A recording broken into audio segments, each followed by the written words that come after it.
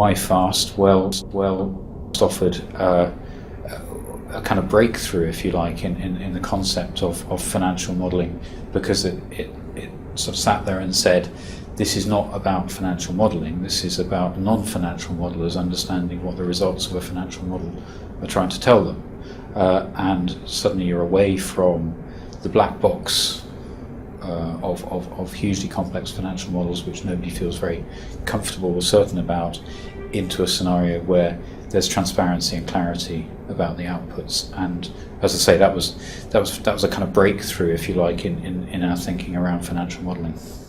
There have been a number of challenges. The process that we've had to go through is one of securing buy-in to the principles that we're adopting, and that works in a number of different ways. People have different ways in which they approach financial modelling, different ways in which they want to do things.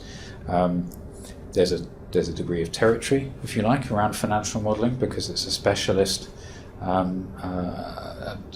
activity, and only a few people do it really well. So maybe a sense that some people were perhaps losing that specialness about what they did within the team.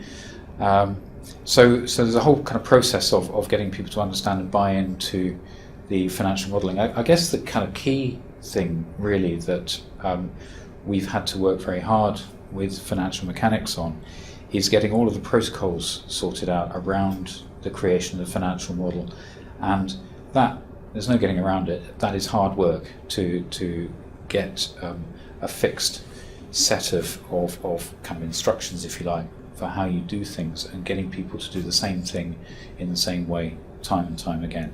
And you shouldn't underestimate the challenges in doing that. But once people get through that, it all starts to feel a whole lot easier.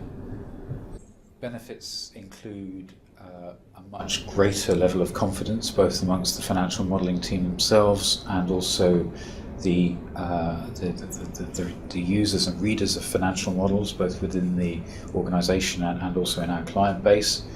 An increased, I guess, a refreshing of the enthusiasm for financial modelling as a core part of what we do, because it's suddenly starting to look like something that really adds some value to the services we provide, rather than one of those difficult areas that we have to kind of work our way through in order to do our job. It has been a major change. It's interesting. It's not a training course in a sense. It's a change management exercise for our modelling team, and it's a change that's been embraced by everybody enthusiastically. And as I say, it's given us that impetus to think about what we're doing and doing it more effectively, and really enthuse people about the job that they're doing. So it's had some very interesting side benefits, as well as kind of getting us to where we needed to be in terms of compliance and standardisation.